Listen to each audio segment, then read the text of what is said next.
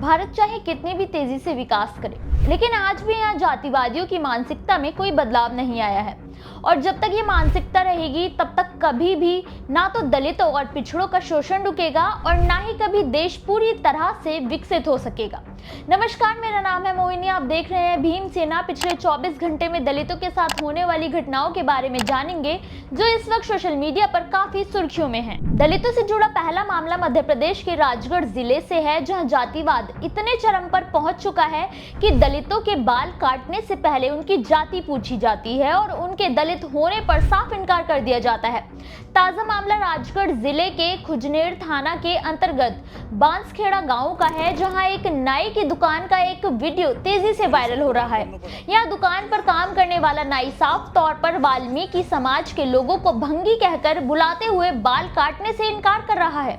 इतना ही नहीं, जब वाल्मीकि समाज के व्यक्ति ने इसका विरोध किया तो आरोपी ने जान से मारने की धमकी देते हुए पीड़ित व्यक्ति पर हमला कर दिया। इस घटना के सामने आने के बाद भी पुलिस ने अभी तक कोई कार्रवाई नहीं की है, जिसके बाद भीम आर्मी के कार्यकर्ताओं ने सीएम मोहन यादव से मांग की है कि वो आरोपी के खिलाफ जल्द कोई कार्रवाई करवाए, वरना भीम आर्मी मजबूरन न्याय के लिए लोकतांत्रिक आंदोलन करेगी। हैरानी की बात तो यह है कि रोजाना मध्य प्रदेश में दलित उत्पीड़न की खबरों में तेजी से इजाफा हो रहा है, लेकिन सरकार इन पर लगाम लगाने के लिए कोई ठोस कदम क्यों नहीं उठा रही है? आखिर इसकी जवाबदेही किसकी है? दलितों से जुड़ा अगला मामला उत्तर प्रदेश के उन्नाव से है, जहां दलितों की मामूली बात पर मारपीट, उन्हें अपमानित करना, उनकी मेहनत की कमाई को मार लेना काफी आम हो गया है। ताजा मामला उन्नाव के बांगरमऊ कोतवाली क्षेत्र का है। पीड़ित अजय ने बताया कि वो अपनी गिरवी रखी जमीन को छुड़ाने के लिए 36,000 रुपए लेकर दूसरे गाँव जा रहा था, लेकिन रास्ते में उस पर दो युवकों ने हमला कर दिया। उन दोनों ने अजय को जाति सूचक गालियां देते हुए उसके साथ मारपीट करनी शुरू कर दी।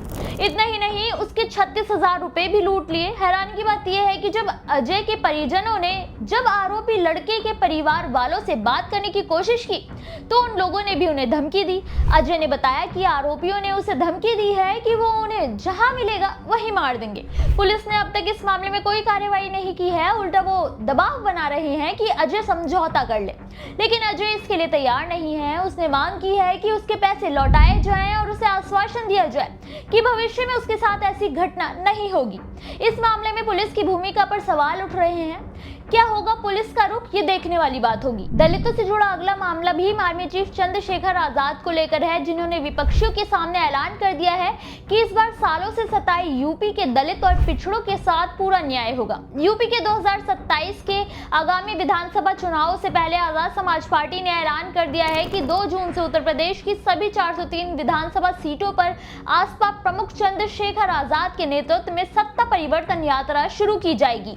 आसपा के इस ऐलान से ये भी साफ हो गया है कि इस बार आजाद समाज पार्टी पूरी तैयारी के साथ मैदान में उतर रही है। वैसे ही आजाद की बढ़ती लोकप्रियता और उनके एक्शन मोड के कारण वो वैसे ही काफी सुर्खियों में है। ऐसे में आजाद का यूपी के कोने कोने में यात्रा करना इशारा है कि वो दलित और पिछड़े समाज के किसी भी जातीय समुदाय को नहीं छोड़ने वाले हैं। ऐसे में देखना ये होगा कि 2027 के चुनाव के नतीजों में आसपा किस मजबूत स्थिति में नजर आएगी और वो अकेले कितने लोगों का समीकरण बिगाड़ सकती है। वैसे आपको क्या लगता है कि क्या आसपा यूपी में इतिहास रचने वाली है? हमें कमेंट करके अपनी राय जरूर बताएं। दलितों से जुड़ा अगला मामला कर्नाटक से है, जहां सरकार पर फिर से दलितों और पिछड़ों की अनदेखी करने का संगीन आरोप लगा है। दरअसल कर्नाटक सरकार ने अल्पसंख्यक बस्तियों के विकास के लिए 600 करोड़ रुपए की योजना की स्वीकृति दी है, लेकिन इस मामले में बीजेपी सांसद तेजस्वी सूर्या सरकार पर निशाना साधते हुए पूछा कि आखिर सरकार ने किस आधार पर गरीब और वंचितों के लिए आवंटित करने वाले फंड को केवल धर्म पर आधारित अल्पसंख्यक बस्तियों के लिए आवंटित कर दिया है। आखिर जमीनी स्तर का विकास धर्म से कब से जुड़ने लगा है?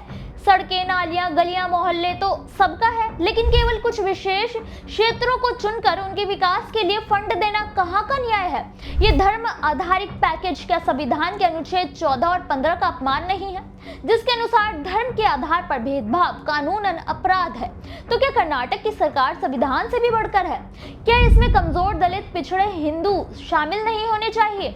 सरकार ऐसा करके केवल धार्मिक अलगाव को बढ़ावा दे रही है। कर्नाटक सरकार का रवैया दलितों के प्रति काफी उदासीन रहा है। ऐसे में विशेष समुदाय को ये सौगात देकर कहीं उन्होंने दलितों की नाराजगी और तो नहीं बढ़ा दी है? आपको क्या लगता है? कमेंट करके जरूर बताएं। दलितों से जुड़ा अगला मामला राजस्थान के उदयपुर से है, जहां जातिवादियों के हौसले इतने बुलंद हो गए हैं कि वो दिन दहाड़े दलितों की शादियों में घुसकर अपनी मनमानी करते हैं, लेकिन प्रशासन मूक दर्शक बनकर बैठा रहता है।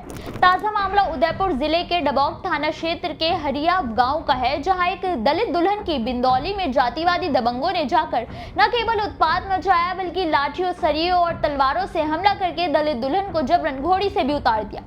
पीड़ित दुल्हन के पिता भैरूलाल मेघवाल ने पुलिस को तहरीर देते हुए बताया कि यह घटना 29 अप्रैल की रात की है, जब उनकी बेटी की बिंदौली निकाली जा रही थी। तभी गांव के ही करीब 15 लोगों ने उन पर हमला कर दिया। उन लोगों ने उन्हें जाति सूचक शब्दों का इस्तेमाल करते हुए बिंदौली को उनके घर के सामने से ना निकालने की चेतावनी दी, वरना खून खराबा करने की धमकी दी। यहाँ तक कि दुल्हन को बुरी तरह से अपमानित करके घोड़ी से नीचे उतार दिया गया। इस मुद्दे पर खुद भीम आर्मी ने आगे बढ़कर न्याय की मांग की है। वहीं पुलिस ने 4 लोगों को गिरफ्तार भी कर लिया है। इस हमले में करीब 4 महिलाएं भी शामिल थी। देखना ये होगा कि पुलिस कार्रवाई के बाद क्या रिजल्ट आता है। क्या पीड़ित परिवार को न्याय मिलेगा? दलितों से जुड़ी इन खबरों पर आपकी क्या राय है, हमें कमेंट करके जरूर बताएं।